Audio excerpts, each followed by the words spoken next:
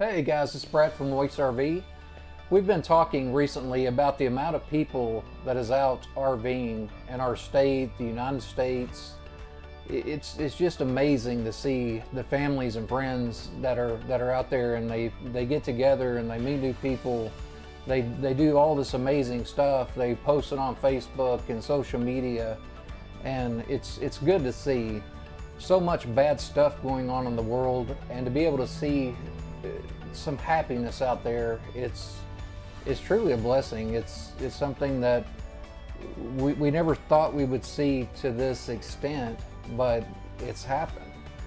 And I mean, you drive by the parks and they're absolutely full. You see kids playing and splashing and swimming. It's something that I think as a whole we needed it, and fortunately we are actually getting to see this. If you've ever thought about RVing, coming out, seeing what the lifestyle is all about, you're always welcome here. We won't buzzard over you. You're more than welcome to look all you want and really come out here and check some stuff out. We sell fun.